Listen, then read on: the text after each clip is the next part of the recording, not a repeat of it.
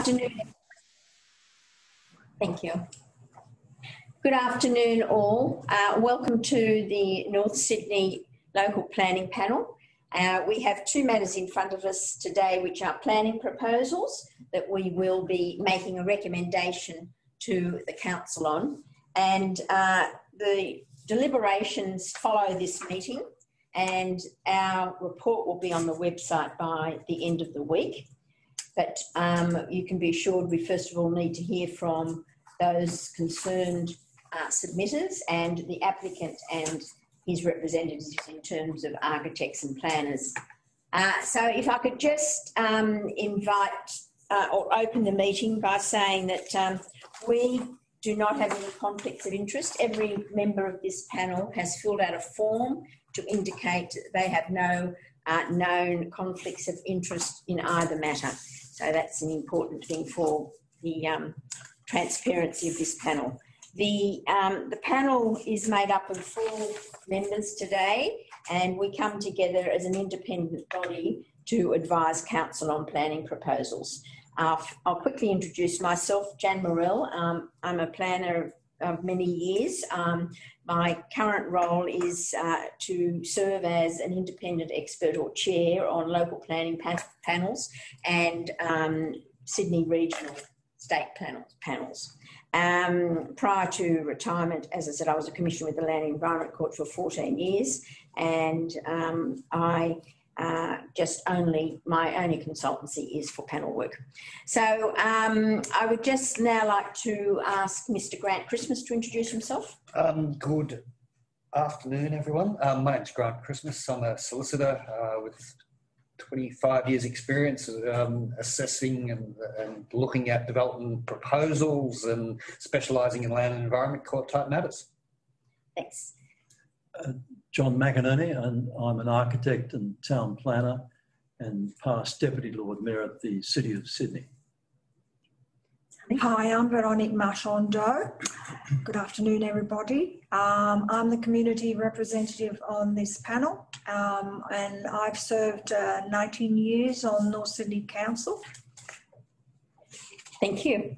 Now, we, like you, have got the benefit of the reports that have been prepared by the council officers, and we have all individually done our site inspections, so we are familiar with the sites.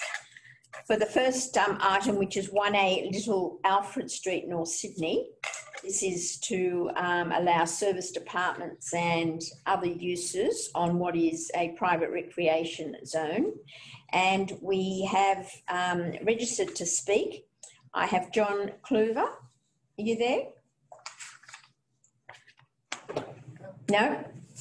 Okay, we'll go back to you. Beth Powell. Just to let you know, John is there. He just didn't unmute himself. John, if you unmute yourself, you should be able to be heard. I'm Beth Powell. Can you hear me now? Yes. Thank you. John Kluver? Yes. Thank you. Now, I invite you to address the panel. Oh, thank you very much. Good afternoon, everybody. Today, I'm speaking on behalf of my wife and myself as the residential owners of 7 Whiting Road, North Sydney. We've lived at that address for over 25 years. This oral presentation complements our June and October written submissions on the planning proposal. The first topic I want to raise with you concerns community consultation. In the November planning proposal, the applicant claims that consultation with the community was undertaken on the proposed changes to the planning controls over the site. Now, let's be very clear on this point. To my knowledge, there has not been any meaningful community consultation whatsoever on this matter. In our case, for instance, what passed for consultation involved the owner of the site knocking on our door one morning a few years ago, introducing himself, spending a few minutes stating his intention to build a 5-storey building directly behind us, providing us with no documents or other details, and then departing. That was the sum total of consultation with us on the content of the planning proposal. And we have found that many other affected residents have had a similar experience. Given this, I strongly argue that the views of residents should be assessed by you, by the panel, according to the content of the 75 written submissions of objections lodged by residents, not according to the applicant's created summary of our views, which he sets out on page 7 and 8 of the planning proposal. In a similar vein, the applicant creates his own summary of what he asserts are the key objections raised by residents in their written submissions. And I refer the panel here to section 1.5 of the applicant's covering letter in this regard. As might be expected, this summary misses what I consider to be the basic issue in contention in this matter. That is, whether the fundamental changes to the current RE2 planning controls are justified at all in the present case.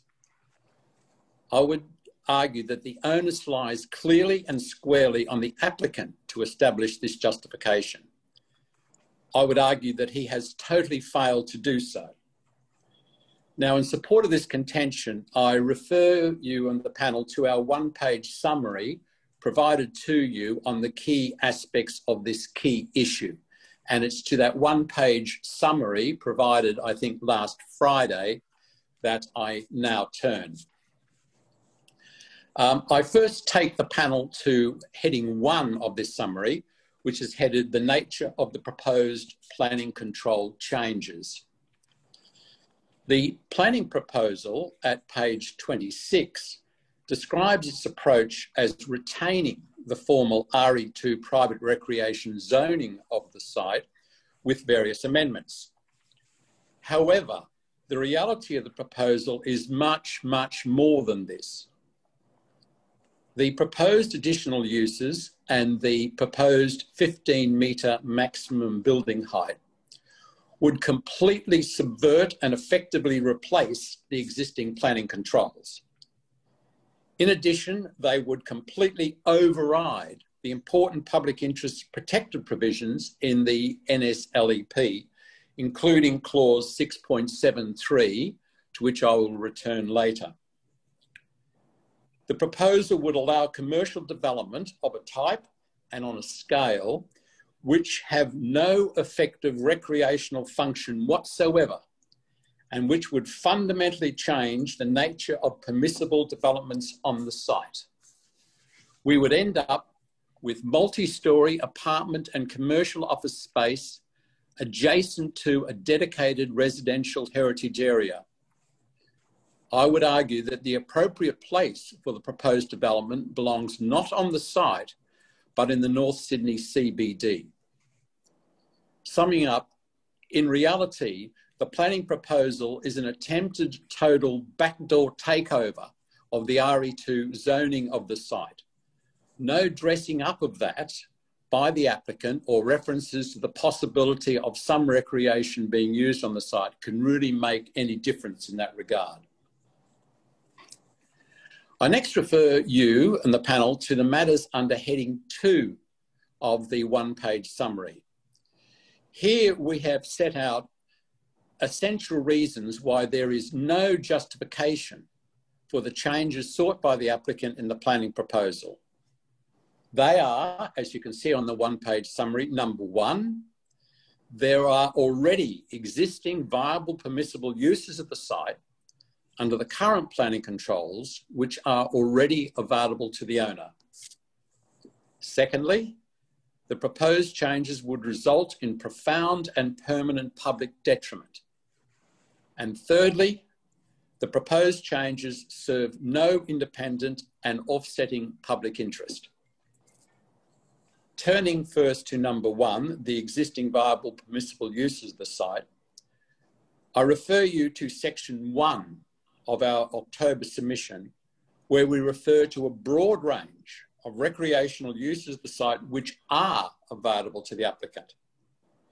Indeed, the applicant has conceded that some at least of these uses are viable. He nevertheless rejects them, even though they are viable, as he does not consider them suitable money earners. This financial or commercial return approach by the applicant is clearly a far too limited test of viability. The site zoning makes no reference whatsoever to commercial recreation. It is simply zoned private recreation. Furthermore, the objectives of the RE2 zone provide no indication whatsoever that viable permissible uses of the site can only be commercial ventures. All of this would, or reasonably should, have been obvious to the applicant when he purchased the site in December 2014. Indeed, the difficulty of the site was fully recognised well over 25 years ago when the New South Wales State Government intervened and stopped the then proceedings before the Land and Environment Court over the proposed development of the site by a previous owner. It placed a spot zoning of open private recreation over the entire site. This zoning remains largely reflected in the now NSLEP, to which were grafted the important and more flexible existing permissible use provisions. I turn now to number 2, that is public detriment. I refer you here to the 3 dot point summary of detriments in the one-page document, and also to section 2 of our October submission. This includes a discussion of some key protective provisions in the NSLEP, which would be breached or overturned totally under the planning proposal. By way of example, I draw your attention to clause 6.7 subsection 3 of the NSLEP, which provides for development on the site, permits development on the site, provided it is consistent with the objectives and development standards of the zoning of adjacent residential land. The planning proposal is totally inconsistent with this important balance of interest clause. If approved, the planning proposal would effectively sweep aside this clause and allow for commercial multi-storey developments adjacent to a low-rise residential heritage area, the total opposite of what that clause, that important protective clause, is seeking to achieve. Turning now in regard to number 3, the public interest matter, I refer the panel to section 3 of our October submission. I would argue that there is no public interest that calls for multi-storey commercial residential apartment buildings on the site. Given the abundance of such accommodation and the opportunities for constructing further such accommodation in the appropriately zoned areas of the North Sydney and Sydney CBD. The applicant's vision, as he describes it, of, quote, an inner city lifestyle retreat, close quote, serves no identifiable public interest whatsoever, let alone any public interest that would in any way offset the clearly demonstrated public detriment that would arise in changing the planning proposals over the site as sought by the applicant. The applicant, of course, prefers the view in the planning proposal that this proposal is, and quoting the applicant's words, the most ideal alternative proposal for the site, close quote. It is self-evident that the applicant is seeking to obtain a vastly greater financial return on his December 2014 investment, indeed a windfall gain from the sought-after zoning amendments, including the right to construct 11 one- or two-bedroom apartments on the site. Such a windfall gain would far exceed any income that he might generate from conducting activities on the site within the existing permissible recreational uses. Given that, we well might say that self-interest, rather than any concern over the long-term consequences to the residential heritage neighbourhood, is paramount in this application. The existing permissible uses and protective provisions in the NSLPP were carefully and skillfully crafted. I contend that only in the most exceptional and aberrant of cases should these provisions be overturned. This is clearly not the case. Rather, it is a case of an opportunistic purchaser for profit seeking to maximise his return at the expense of these provisions. In conclusion, thank you. I say that the planning controls over the site should not be changed in the fundamental way sought in the planning proposal. Planning controls should not be changed. Such change would subvert the very essence of the existing controls merely to accommodate the applicant's undue financial expectations. I therefore ask the panel to endorse the recommendation in the North Sydney Assessment Report that the panel not support the progression of the planning proposal to the department seeking a gateway determination. Thank you. Thank you, Mr. Kluwer. Now, I'll just invite the other people that I have registered here from the community. Bear in mind, you do not need to repeat anything that may have already been said, and the panel has the benefit of all the written submissions as well. So could I call on Beth Powell? And Peter, could we have an indication at 5 minutes? Thank you. Beth Powell, are you here? Yes, thanks. I support what John said. I've been a resident here for, 29 years, I think. A couple of things when I came across, when we first became aware of this, and we became aware of it because the architect, I think it was, yes, came and visited us. I also felt quite outraged, actually, when I read the proposal that spoke about community consultation. I felt that we'd been verbaled, and that certainly what was written did not represent what went on in the meeting in our house. A couple of points to make that I made in my submission, but further to that, it just seems inexplicable to me that we've got this heritage area here of residential housing. I think she's talking away from the microphone. Sorry, can you hear me okay now? Yeah, no. Can you just speak into the microphone, please, more directly? Yep, can you hear me now? Thank you. Yeah. So it just seems inexplicable to me that we've got this, these heritage houses, residential dwellings, and what this proposal proposes is, a 15-metre high building, basically on our back fences. And so a couple of things that I wanted to draw attention to. One was the privacy issue. If we have apartments or, co-living type arrangement there, it would, we would have people's windows just going straight. Can you please speak into the microphone. We would have people's windows, bedroom windows, looking straight back into our houses. And then the second thing was the overshadowing. I thought, we had all thought that the overshadowing would be great, would be a huge impact on us. And it was interesting to see that was also noted in the council's report. The third thing I want to draw attention to is traffic. Now, this area has suffered traffic issues for a long time. And indeed, council just recently did a survey of residents concerning parking, because parking is an issue here.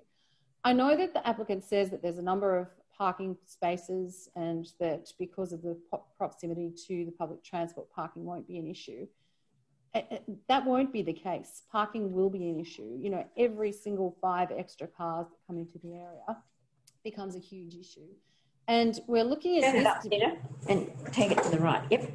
We're looking at this issue at the same time that the Warringah Freeway issue is, the extension of the Warringah Freeway and so on. I think traffic and traffic movement into Little Alfred Street will be a major issue for this. So I support what John said. I really ask the panel to reject this. It just doesn't belong in a heritage residential neighbourhood with traffic issues. Thanks. Okay, thank you very much, Ms. Powell. Can I invite Therese Curtis? Therese Curtis, are you there? Okay, I'll move to the next one and then go back. Beth Bromley. That I don't know why I was written down twice. I'm Beth Powell and I'm Beth Bromley, but I've had my say. Oh, okay. Thank you so much. Thank you. Great. And Therese Curtis. Not here?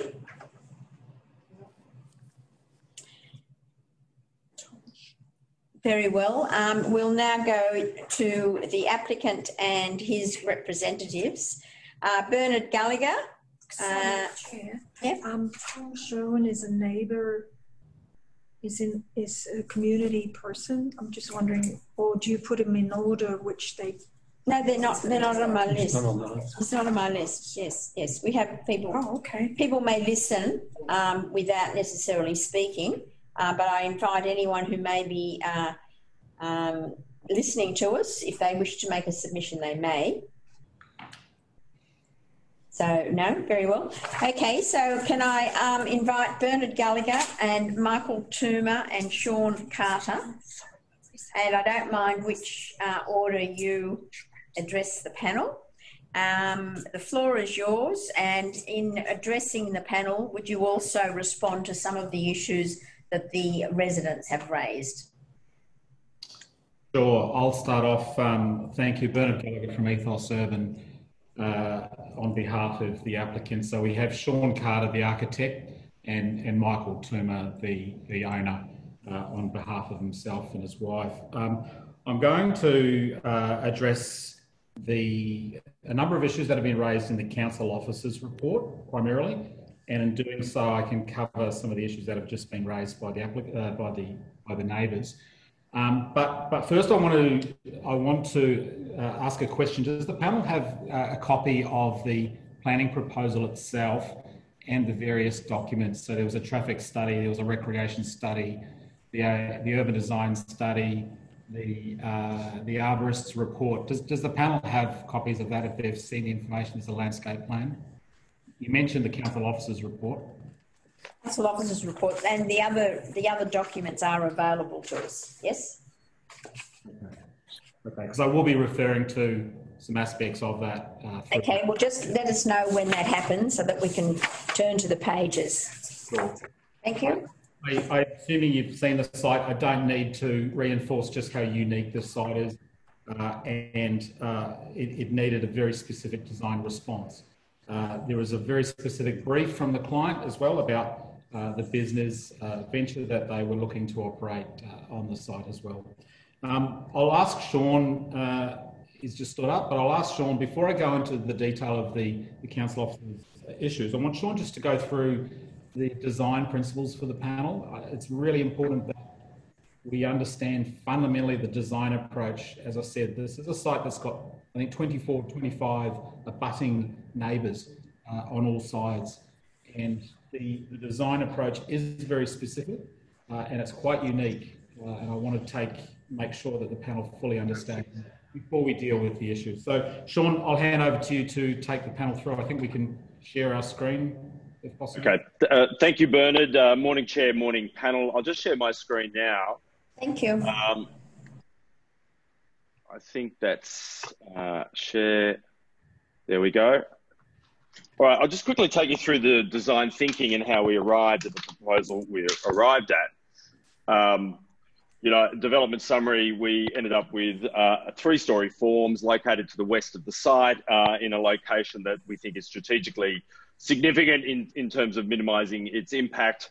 It's for short stay accommodation with a ground floor cafe and co-sharing spaces of only 11 co-shared apartments.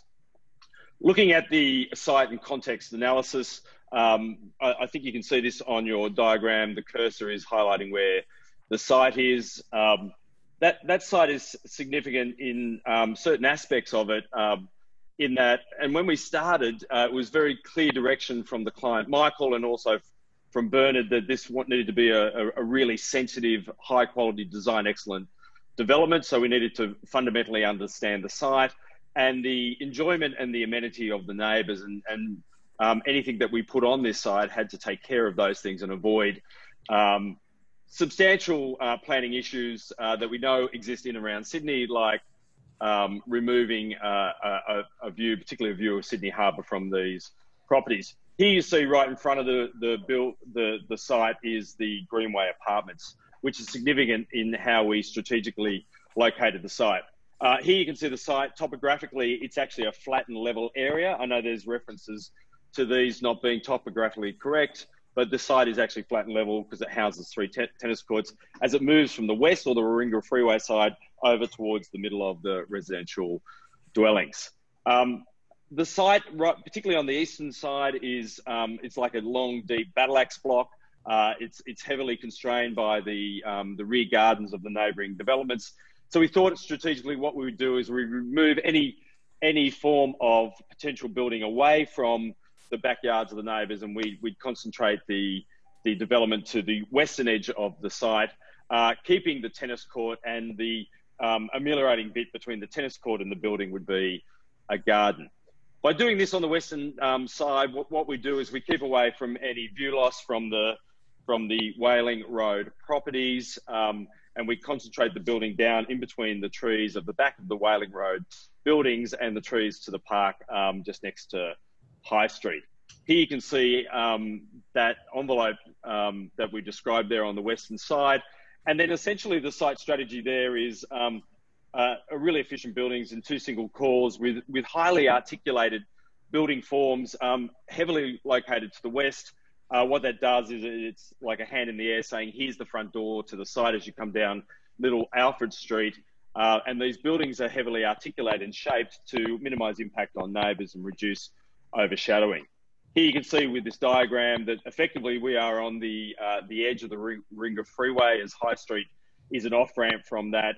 Those trees are buffering the noise. But then what this building does for the residential buildings in and around is that it acts as a further noise buffer to protect the private open spaces from the intensity of the noise that you get from the Warringah Freeway for particularly the Whaling Road properties. Here's an aerial view, and you can see here the 3 tennis courts. Moving to the east, you can see how heavily constrained it is with the residential buildings backing onto those tennis courts. But strategically, we've preferred the western edge because we only have the park to our south, and then we have the density of the foliage of the rear gardens of the Whaling Road buildings separating our site and those properties. There, I've added the figure ground or the roof plan of the building. So they're overlaid over this image. You can see where the buildings are located strategically on the site.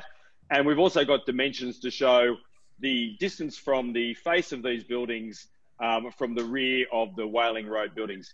On average, they're sitting somewhere between 22 and 25 metres. Moving quickly through the plans, because you'd have those plans before you.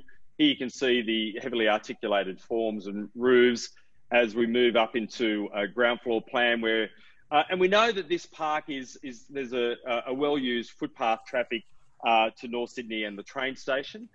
We think this kiosk here would help solve a bit of an urban issue here. We know this is a heavily used pedestrian path, but Little Alfred Street is quite a quiet street here, and then we can create a nice little domestic cafe there that puts people in the right place, so it provides probably more than a passive surveillance, like an active surveillance, to create this little park area to make it safe. And then the rest of the building with co-sharing spaces, a foyer and a wellness hub on the ground floor is really part of that executive short stay rental accommodation.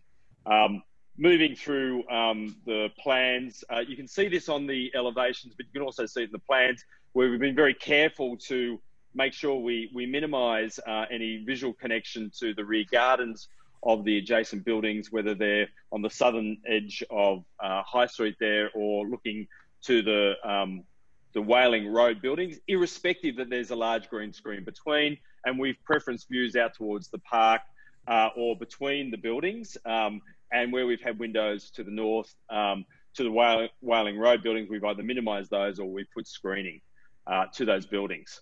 Here you can see in section where we've taken a section through the apartment. There's a reference there that this is an overscale development. The development is not proportional or compatible to the other buildings.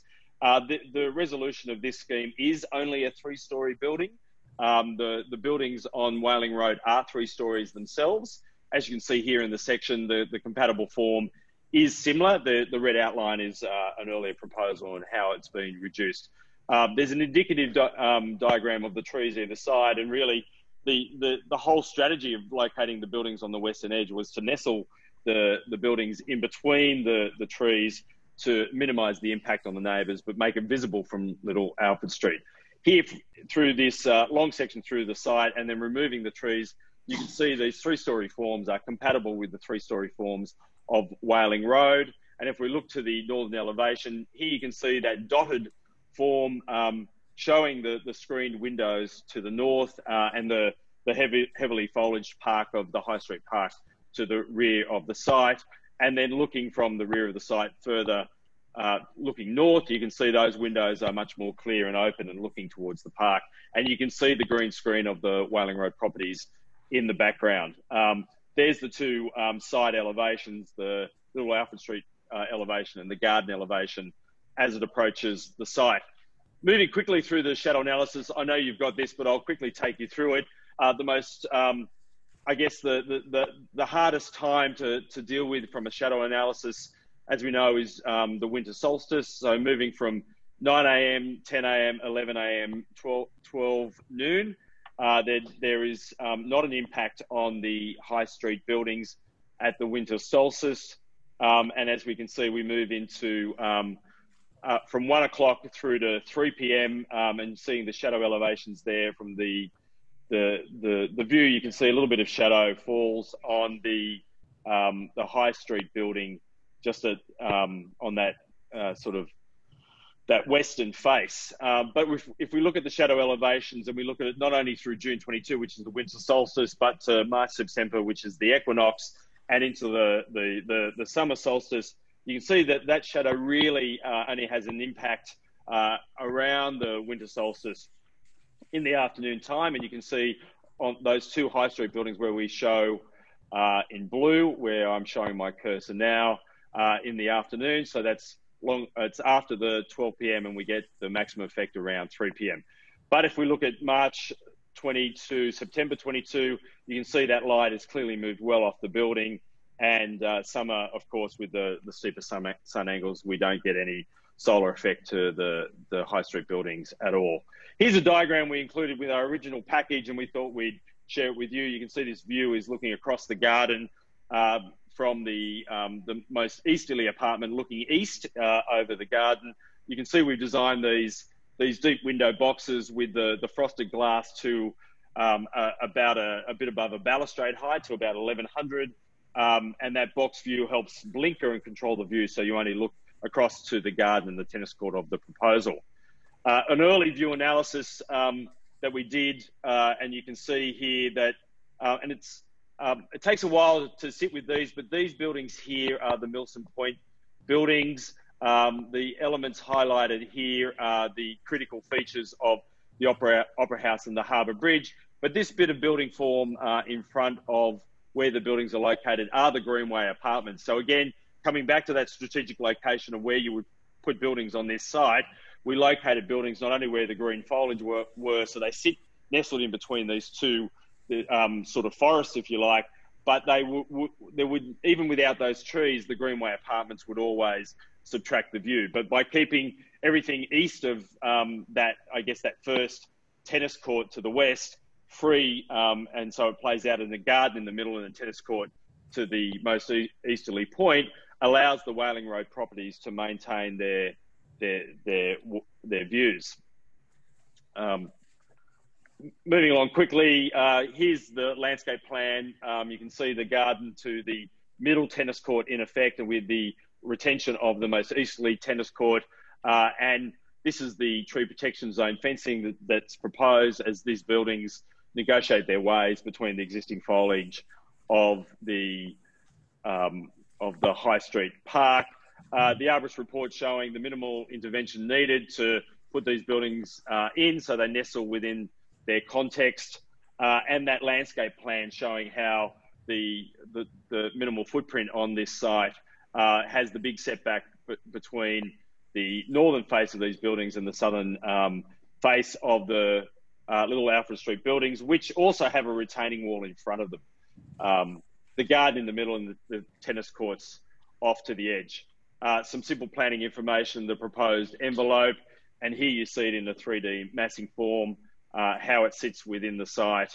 And I thought we'd just include some imagery down Little Alfred Street to see that how heavily foliaged it is. This is from the park on the side, up near the top, and looking down to the site. And if we, what we've done, we've photo matched the render to the existing buildings, and you can see where the building sits relative to the Whaling Road buildings down Little Alfred Street.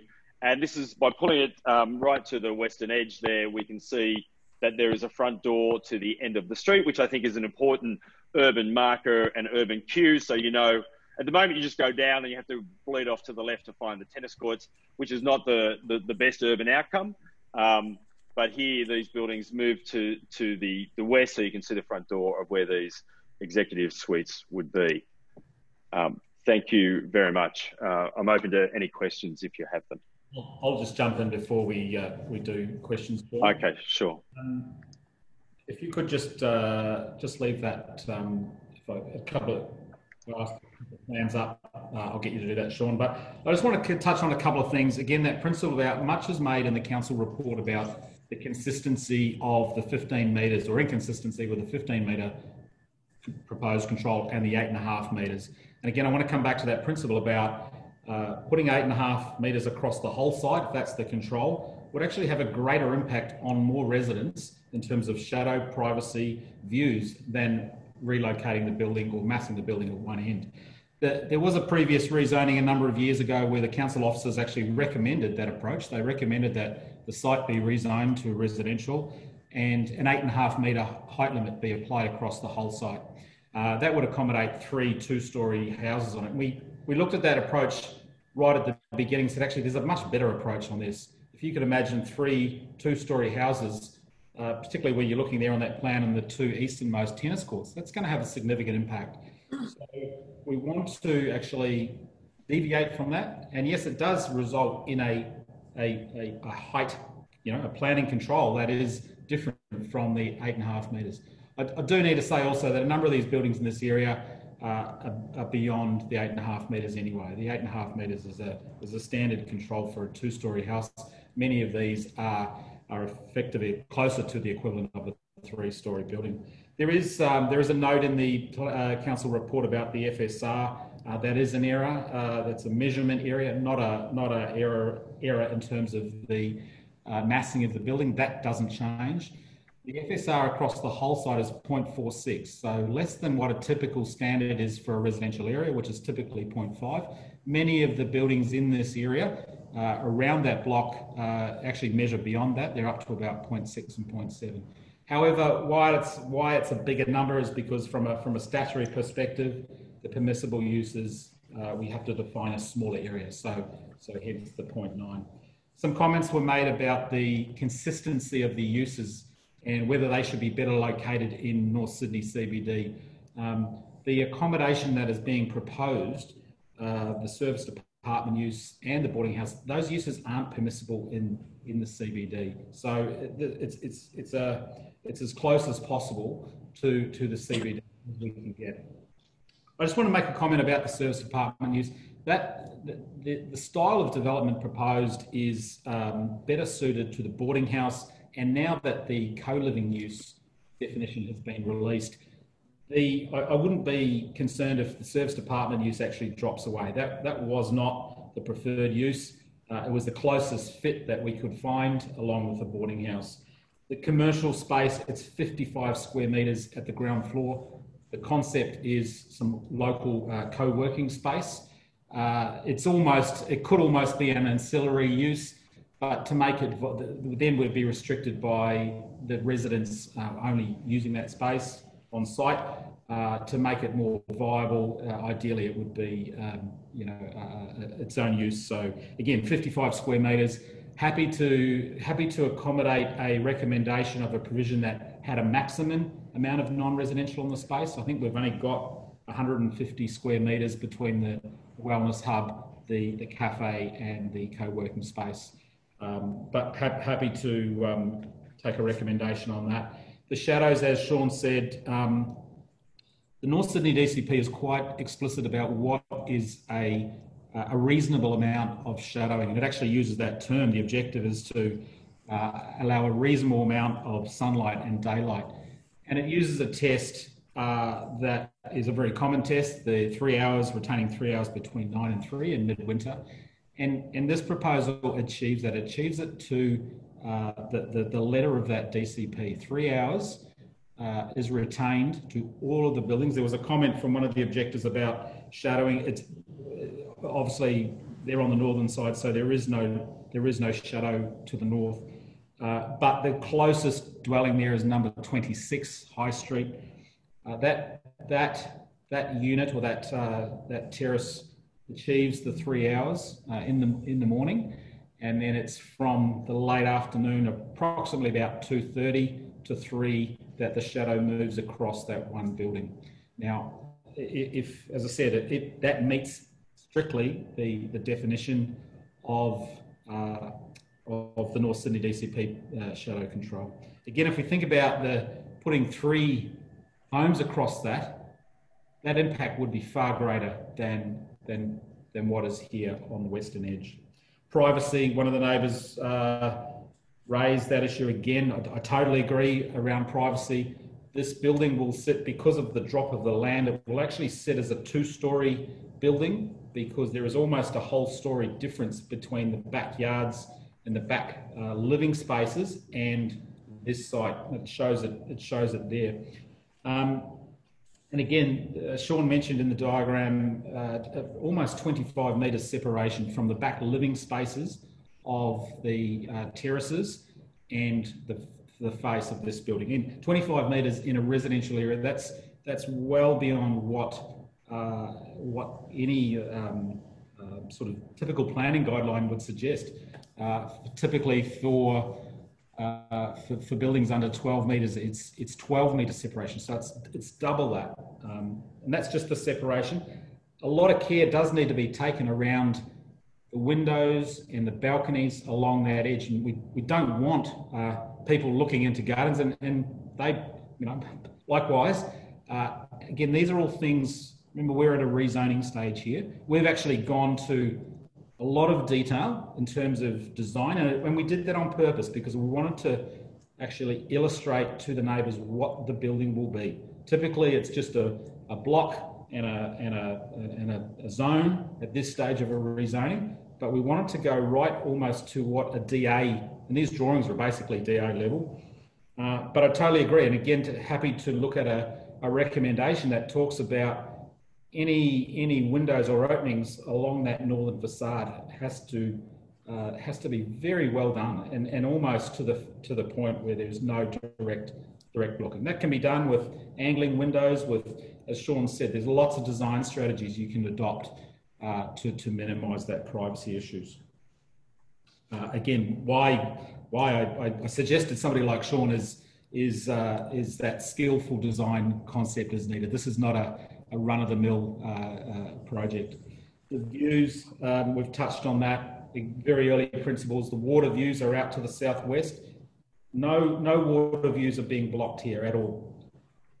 The views are already, all of those views from every one of those homes will be retained to the water, to the cove, and the outlook, that's a different, again, let's not mix up view and outlook.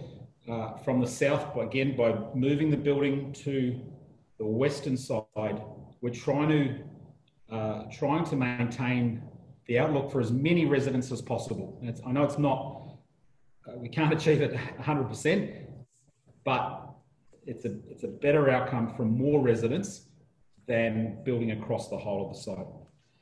The officer's report talks about the recreation use, and I did want to point to the planning proposal report for the panel. If you do have that in front of you, on page 37, there's a chart like this here, which, because of the booking system for the tennis courts, is on a website. We have the data of the actual usage, and over 3 years, the average use is a third of the time, and hence part of the thinking about retaining one tennis court is actually enough that meets that local demand. This is not a major, this is a very local facility. The courts are undersized. It doesn't meet, unfortunately, the sort of, professional type standards for courts. And so we did that exercise earlier on. We also did engage one of Australia's best recreation consultants in OTM to respond to this. And they did a study, which is this here. It's in the planning proposal information, and it's actually outlined the findings of OTM outlined in the council report at page 21, 1.5 of the report. You'll see their findings, and it shows that there is adequate supply of tennis in the area. There's actually, they looked at other options about what can you use this site for, and they are very limited. A number of years ago, council looked at this site, whether they should purchase it. And I think they came to a very similar view. I've got a quote here that basically they said because of the configuration, it doesn't actually lend itself to other types of recreation uses, and they rejected any opportunity to purchase the land for public recreation. And as far as I know, as of 2 months ago, we asked the council, is that still the council officer? Is that still the council's position? As far as we know, it is. There is a reference in the officer's report about the recreation study that was undertaken in 2015. That study primarily looked at council's public facilities. I've gone through it again. I went through it again yesterday in 60 pages. Not once does that study actually refer to this site. None of the maps actually mapped it. There is a strategy, an action in that plan that talks about maintaining the level of recreation use across the LGA. That is correct.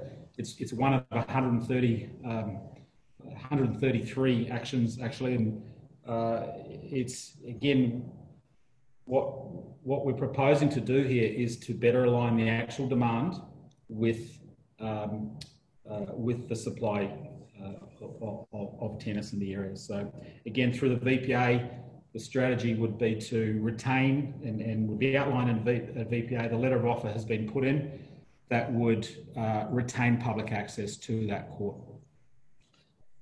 for a period of time. There's also, here is the quote, the site is considered not good value for money. This is council back in 2010 when measured against all other recreation needs of the community. The site configuration range of courts would be severely restricted. The vegetation issue is an important one. Sean, if I could just ask you to bring up that plan of the trees. I want to go into a little bit of detail on this again, because I know it's, again, quite a detailed issue for rezoning, but it is an important issue. And again, it's raised in a couple of times in the officer's report as a significant issue for why this shouldn't go ahead, and to the point where it's actually inconsistent with the Greater Sydney plan. I want to go, there's a 50-page, we had an arborist out on site, there's a 50-page arborist report that sets out, assessed every tree. It goes through the recommendations for pruning and also roots. There's two issues around the trees. There's the roots and there's the canopies. And remember, there is no excavation. This proposal has no excavation on the site. Her comment, and I asked the arborist yesterday, she believes that the root, a detailed route mapping can be done. Because those roots are underneath tennis courts, the site has got 100% site cover. Because it's been under compacted asphalt for so long, for 60 years, she believes the roots are predominantly to the south. There is, in terms of again, route mapping is particularly what you would do prior to CC. Those buildings would be designed with foundations that can work around that. They're not big buildings. You can pier those foundations to retain all of those roots. You can only do that, obviously, once you start to excavate. Again, that was something we just can't do that at this stage without ripping the ground up. In terms of the canopy loss, and again, this is an important issue, and it's becoming an important issue across Sydney. There's 10 trees in total. You can see just on the plan, there is 10 trees in total that need a level of pruning along that area there, and that's where Sean's pointing to. Most of them, I think 1, 2, 3, 4, 5, 6 of them are less than 10%. It's a fairly minor trimming of the branches.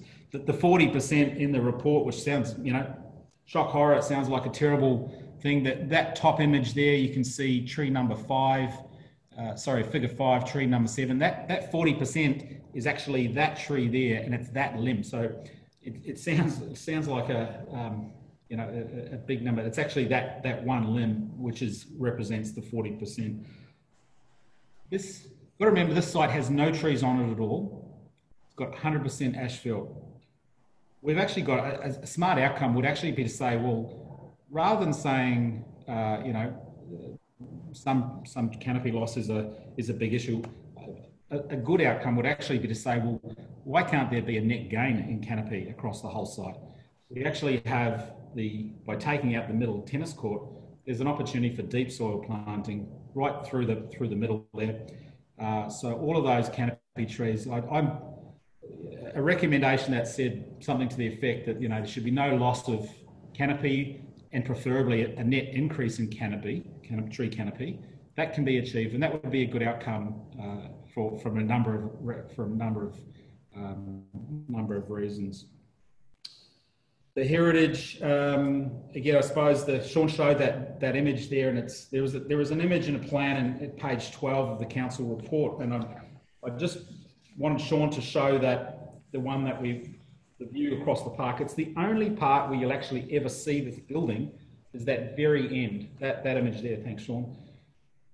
From the Whaling Road Conservation Area, because the buildings sit down, it won't be visible from Whaling Road. There may be some slithers of where you look through the buildings and you might see a little bit, but this view here is really basically the only part where you'll experience the building.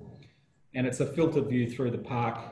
It's quite an articulated building, as Sean said. A couple of issues just to wrap up.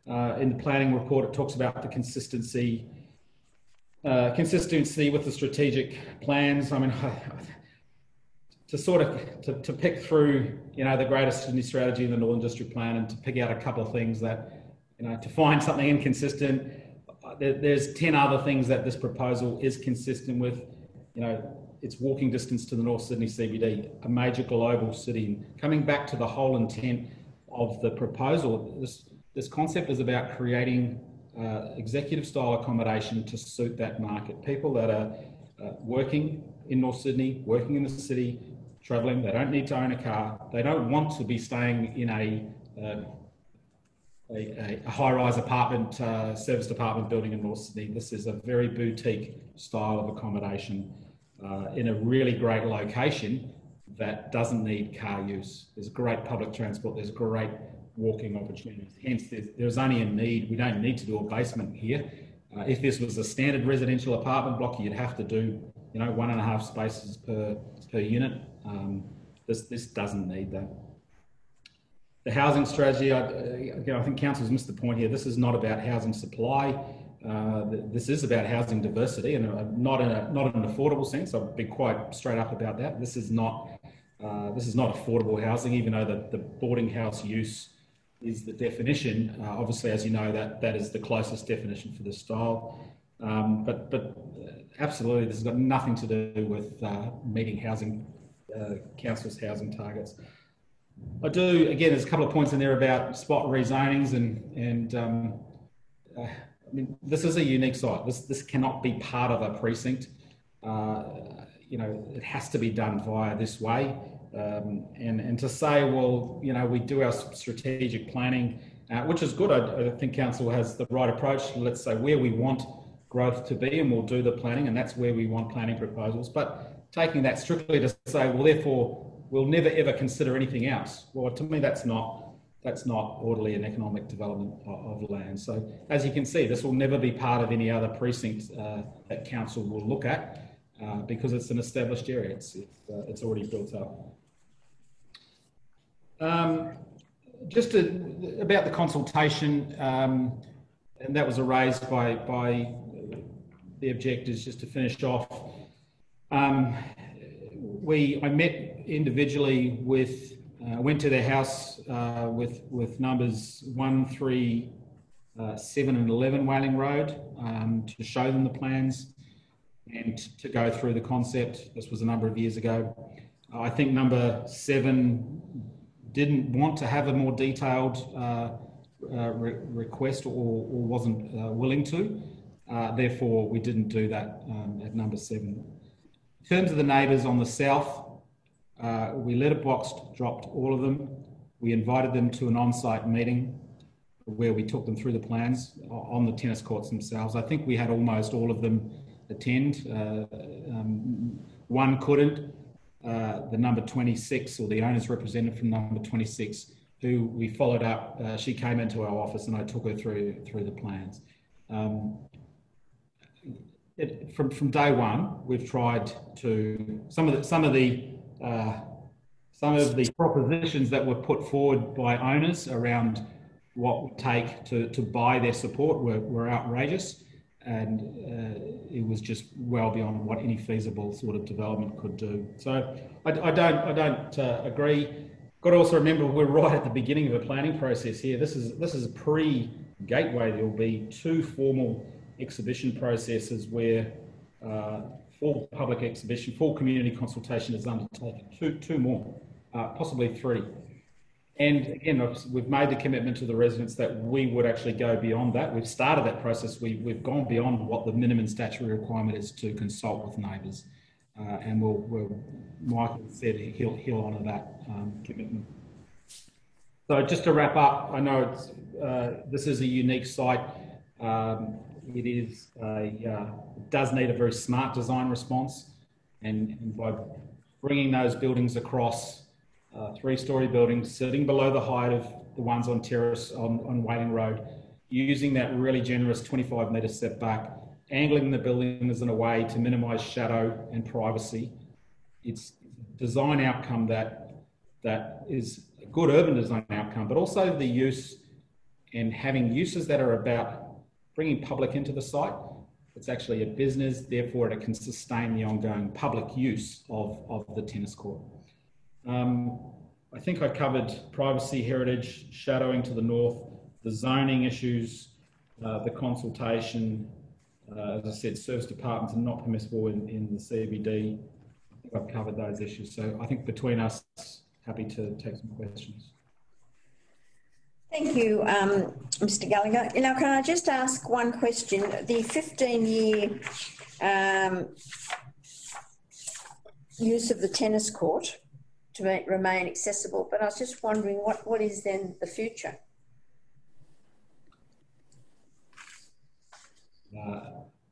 Michael, you're on mute. Do you want to? The intention is to retain the tennis court. I understand that, but then it says for 15 years. Yes. Michael, did you want to respond to that, or I can? Yeah, no, absolutely. There's no. If the proposal goes through, can I just make one comment, if I may, Chair? I acquired these. I acquired these courts. I'm not a developer. I'm a lawyer for my sins. I'm not even a planning lawyer. I'm a health and safety lawyer. People might know me by reputation. I'm also a tennis enthusiast.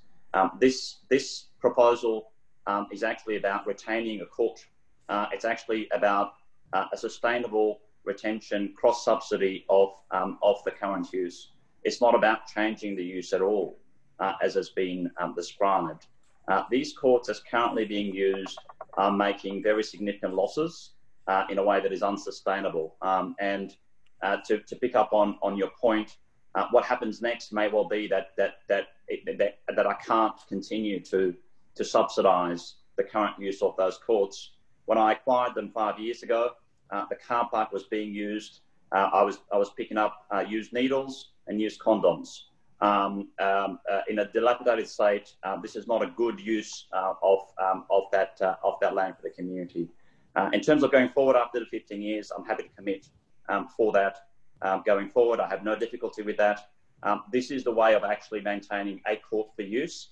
And if you actually look at the proposal carefully, you'll find in terms of open space, we're maintaining 2 courts as open space, one as an actual court and the other as garden and an open space. And the proposal really is to develop 1 court out of 3 and with the car park.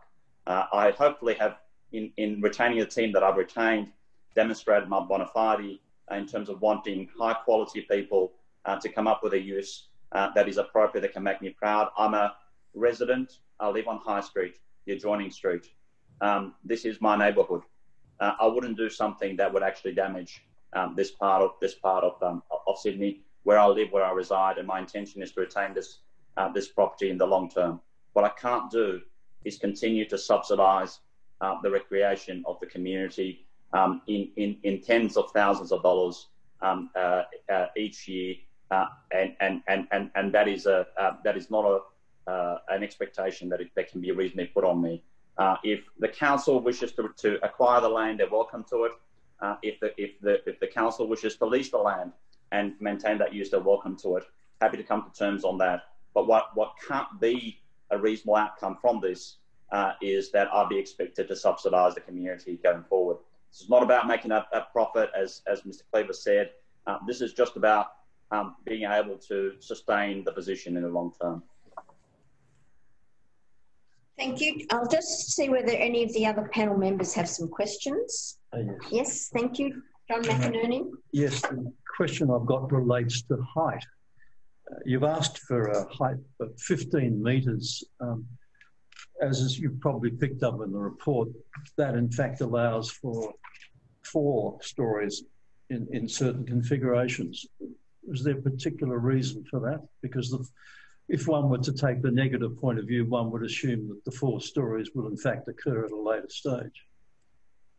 Yeah, no, I did see that comment, and there's a couple of things with that.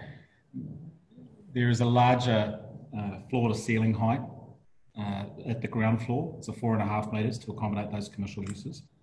And the 15 metres, there is a plan somewhere that it shows a dotted line, is to accommodate the roof, an angled roof. The absolute intention is to retain this at 3 stories. And I'm more than comfortable if there was an ironclad recommendation from the panel that said this should be 3 stories. If we bring the 15 metres down, I looked at that yesterday, it could come down to 12 or so and still get it in, but you're actually then just ending up with a flat roof across. And I'm sure Sean will say it's not a great design outcome, but if there is some uncertainty about that, more than happy. So this has to be three stories. If we're happy to look at bringing it down to, I mean, even possibly 14 or 13, but as I say, I don't. We can bring it right down to 11 even, but you're just going to end up with a flat roof. So yeah, absolutely, 3 stories is the high limit. I might just add to Bernard's comment to the panel, and thank you for the question, John. As we know, architects love their flourishes, and in sculpting and moving this form, we did have a peek at the western edge of Little Alfred Street.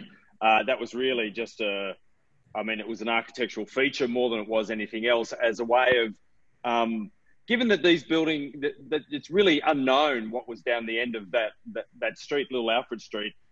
We weren't surprised when Michael told us when he acquired the site of syringes and condoms there, because it's just not a great urban area. And we felt that if you could see a front door from the street and had the building that was effectively standing there with its tallest point, and albeit it was tall only in building form, it's only a 3-story building. It just demarcated where the building was, where it started, and also where the front door was. So in full support of what Bernard's saying, this is only a 3-story building, but the height allows for the architectural moves. As you can see, that those forms are heavily sculpted, where walls lean in and out, and the peaks of forms rise and fall. Again, this is a beautiful part of Sydney. We got involved with Bernard and Michael because they had a grand vision for this site, and that vision was, and we know in a Sydney context around design excellence, they had that in spades. And to listen to Michael's stories of how this wasn't viable, and no one, especially the council, didn't want it. We felt that we came up with this really unique way of providing a means for this to continue, and it wasn't a drain on Michael's resources as a private citizen, but put in a bit of building that really nestled between the trees, protected everyone's views, and was design excellence. Just happy to accept a recommendation that if we can, I just realised there is the LEP clause that talks about architectural roof features going beyond that. Happy to look at a recommendation that, without putting a number on it right here now, but if we can bring that 15 down and still achieve the roof forms, more than happy to do that if that is a concern to the panel. Sorry, I don't think the chair's question got answered about what happens to the remaining tennis court after 15 years. I don't think there was really an answer. So that part of the site, I'll talk from a zoning point of view, and then Michael can talk from an owner's point of view. The zoning of that part of the site and that whole eastern part of the site stays as R2 recreation. So, and the controls would expect that there would be the building form, the way the controls would be constructed, would be limited to the western side. So there is a zoning constraint in place. There'd be a height and an FSR issue. So there is protections from a planning perspective. I mean, 15 was the number that we put forward in the VPA. It's really up to Michael if that was to be longer. We didn't want to put it in perpetuity at this stage, but Michael, you might want to comment on that. I'm happy to accept any period that this panel regards as appropriate. There is, there are no current plans. The idea is to retain it. That's the idea. And if it's 30, 40, 50, I'm happy to accept that. Is it such that it could become part of the business of the service departments? Yeah. And so therefore the funding would be linked to that. Yeah, and that's part of the concept of having business type uses and not being if it was just a standard residential apartment building, it'd be strutted off with no access. They wouldn't want to fund it. They wouldn't want to have that issue of public access. So having the ground, having one, not being residential apartments, two, having actually a business operation. So the idea would be somebody that runs the ground floor, they run the space, they book out the meeting, the indoor recreation space. So there's space there for yoga or indoor sort of training type things. That would all be linked to the operation of the tennis court. So the one operator could manage all of those facilities, and it then obviously funds the maintenance, funds the lights, funds the every 5 years, whenever it is the court gets replaced, is funded through that business. That's correct. I mean, I'm thinking even further in terms of a development that the service departments and not just necessarily the sole operation of the other sporting facilities, but that then the whole thing, it becomes far more viable from a recreational point of view. And that's a model that I just was wondering whether it's been thought of. Yeah, but may I jump in? Chair, that is precisely the intention. And whatever planning mechanism can achieve that, I support that. The intention is that this entire development would actually make that part of the site, the tennis centre, and a sustainable part of the region for the future.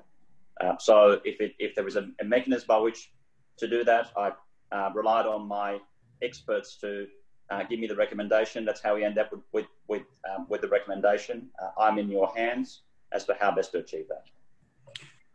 Can I ask, Mr. Timmer, would you accept a requirement or a condition that the site remain in one ownership? That is, you can't strata it off, because it would seem to me, if we're going down those lines, that it would be one owner with perhaps several operators, but you wouldn't want to see it strata subdivided, because then you start to water down that whole concept. Yes, absolutely. Happy to accept that, and that is the intention. My current plan is to operate that site. Yeah, there's no planning need for strata subdivision on the site, or any subdivision at all. Right. Any other questions? No? Well, thank you all, submitters and the applicant and your representative. I've got a question. Can we ask questions? No, this is not the opportunity. It's not a question and answer. This is very much in the early stages, and as has been pointed out earlier, if this matter did proceed, it would have to go through exhibition processes, and this is just very much the initial stage of the whole thing. We only make a recommendation to the council, and then it's up to the council as to whether they accept our recommendation or decide to go or proceed with it. Then they might end up doing that. If council did proceed, then it would have to be exhibited formally through all of the normal channels that are required under the Environmental Planning and Assessment Act. So, as I said, this is just very much at the initial stages, and it is publicly known that it's in the system, but that's all it is. It's just basically in the system, but it still would still have a long way to go, even if the council decided to rezone or go down that path. So I'm just going to close this part of the meeting, which is the first agenda item. We're going to take a 5-minute break, and we'll be back for the second item. The minutes showing our recommendation to the council, if they're not available by Friday, they will be on the internet by Monday. I'll just make that caveat, because I know that there is a lot of pressures on at the moment to get things done by everybody. Can I just clarify one point? I'll correct a point.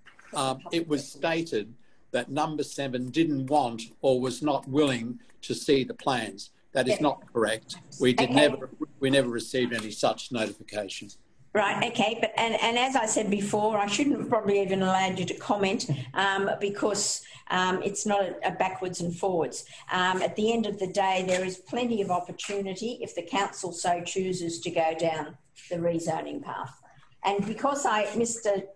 Kluver made a comment, I'll allow Beth, you to make one quick comment. It's all right, I'll pass. No. Okay. All right, then that's fine. Okay, so we will be considering all of your submissions, all the written submissions we've seen from the objectors, as well as your oral submissions, and the presentation that we've heard today as well, and our recommendation will be made to the council. So thank you all for participating. Right, I think thank you. Good afternoon. This is the second item on the agenda today of the planning proposals in North Sydney, and it is for 52 Alfred Street, South Milsons Point, and the planning proposal is to increase the maximum building height by some 15 metres, and we have the council officer's report, and all of the panel members have inspected the site and have knowledge of it. We have no conflicts of interest. That's been stated earlier in the meeting. Can I invite, we have three people who wish to address the panel from submitters.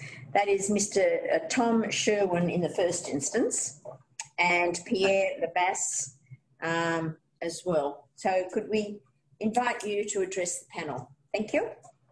Thank you very much. Thank you to both the chair and the panel. My name's Tom Sherwin. I'm owner of flat 202 in 37 Glen Street, which is the neighbouring property to the proposal.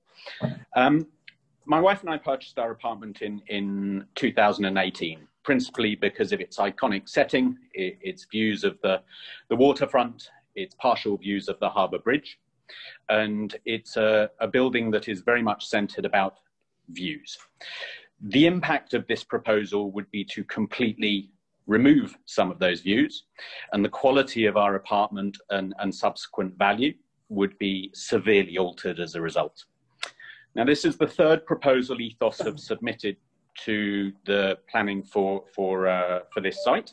It was most recently rejected in April this year. And it was rejected for several reasons. The ones that I'm citing were that the design was too bulky and unacceptable, design didn't respond to the surroundings, the overshadowing was excessive, and most importantly for me personally, the view loss, specifically from the Glen Street apartments, was classed as severe. Now, Ethos were given feedback that they needed to research their proposal more with actual mock-ups, actual photos, accurate measurements in order to determine the true impact, and that their modelling contained omissions and wasn't an accurate reflection of what the site and the proposal would do. So in the interests of collaboration and working with Ethos, I actually invited them into the building, and we took actual photos from hundreds of different points to give them an accurate assessment to demonstrate what that visual impact was. The community isn't against progress, but we wanted to give them accurate readings. So the next proposal, next submission, which we were aware would be on the way, could actually truly reflect the impact. I'm surprised and disappointed that the current proposal doesn't have any of that accurate data, has the same omissions as the two previous proposals, and the photos and the mock-ups are as misleading as previously. And Ethos described this impact as still minimal, whereas their similar proposals previously, the impact was found to be severe. So I'm not quite sure why those things were omitted. Council also advised maybe Ethos look at an existing footprint that had been considered when the LEP was put in place, and commented that no attempt had been made to do that. And again, no attempt's been made to do that this time round either. So I'm a bit concerned that Council's wishes are being ignored. The proposal is very similar, and the gain for Ethos is about building a second property on our site that they purchased within existing parameters, within the LEP, fully aware of what the restraints would be, and ignoring those and the feedback received from the two previously rejected proposals. My final comment, I suppose, would be to say that I was delighted when Ethos in the earlier submission were talking about respecting LEPs and sensitivity and no water view losses on the previous Little Alfred Street proposal, commitment to the community. I just question why none of those measures really apply for this proposal. The loss to the neighbours, and not just Glen Street, but there are 4 buildings being represented here, I believe, by a planning that we've requested, why that hasn't been considered for that. So I don't see that the proposal is largely different from the 2 previously rejected ones, and the concern and stress this is having as an annual or even 6-monthly basis to the local residents when there's no change is I believe, unnecessary and disrespectful to both the community and council. Thank you for your time. Thank you, Mr. Sherwin.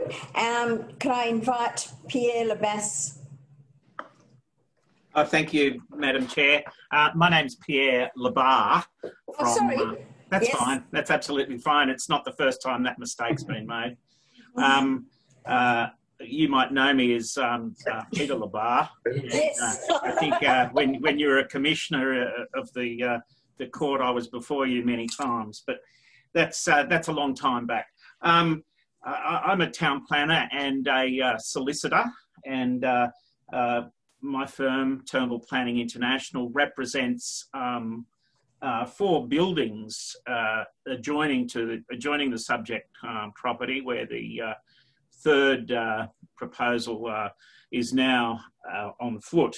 The buildings that we represent are the owners of number 37 Glen Street, the owners of number 38 Alfred Street, the owners of 48 to 50 Alfred Street, and the owners of number 70 Alfred Street.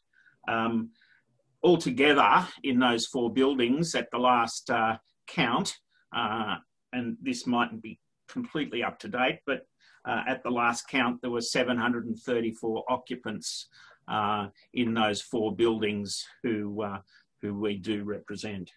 So as far as we're concerned, there are many issues with the scheme as it's proposed, and it hasn't really changed terribly much, I don't think, from the previous scheme that has been put forward and rejected by the council and by the state government. One of the principal issues, of course, is the loss of views that are going to be experienced by many of the resident owners, and I think you can't understate that. It's a big issue for people who live in that locality and have iconic views of parts of Sydney that are representative of not just Sydney but perhaps Australia.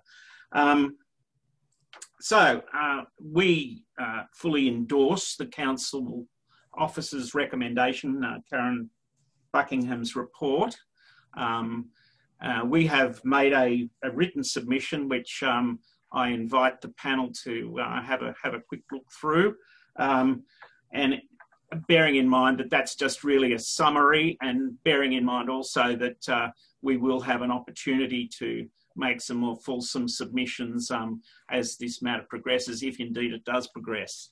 I'd just like to say that one issue that stands out to me is that the applicant or the proponent hasn't even bothered to put forward a VPA, and that, to me, that's quite gobsmacking. I mean, I would have thought that if you wanted to get gateway determination, it would be very important to put your cards on the table and make a proposal to the approval authority that may provide some community benefit. It just seems a cynical approach on the part of the proponent, and I just can't say that if I was representing an applicant or a proponent, I would never want to put forward any planning proposal that didn't involve some offer of a VPA providing community benefit. The only other thing that I'd like to say is that I feel that the applicant's position seems to just completely ignore the numerous strategy documents that have been ventilated on previous occasions that suggest that the residential population of Milson's Point has reached capacity, and that really at the end of the day there's just not sufficient infrastructure in place to cater to a greater population level. So I'm going to hand across now, if I can, to Nick Najar, who's one of the planners at this firm. He's going to go through just a few details of the submission that we've already made to the council. Thank you. Hi, Thank you, Mr. Najar. Yes. Hi, my name's Nick Najar. I'm a planner from Turnbull Planning. I'm just going to outline a few key points of contention with the proposal that we believe that the current proposal doesn't achieve strategic merit. First, I'd like to point out that we believe the shadow diagrams don't provide an accurate representation of the overshadowing onto Bradfield Park, which is an important element in that area. We believe the bulk and scale of the proposal is excessive, and a more compatible build form could be presented to achieve, I guess, compatibility with the area.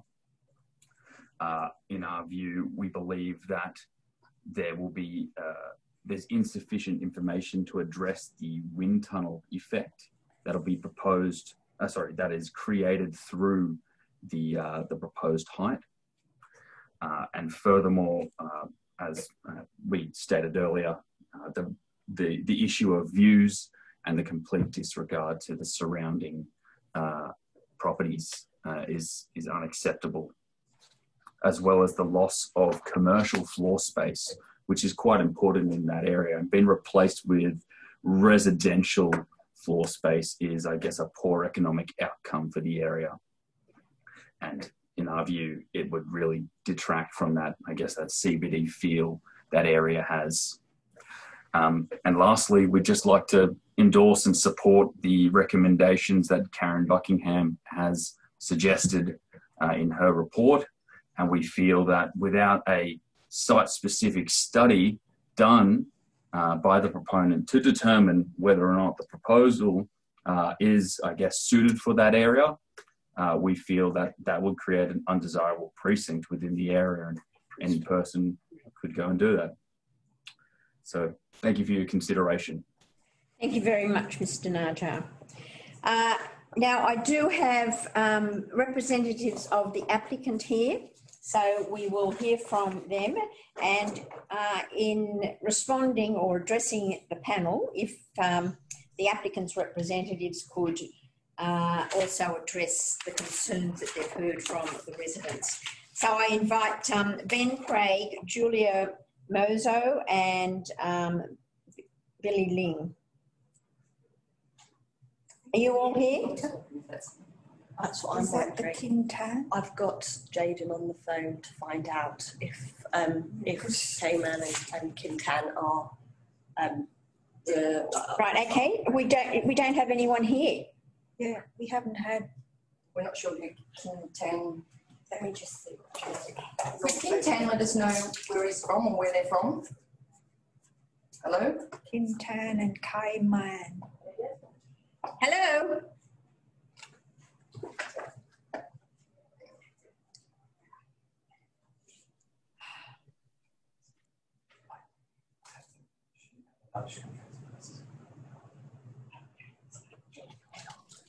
Hello.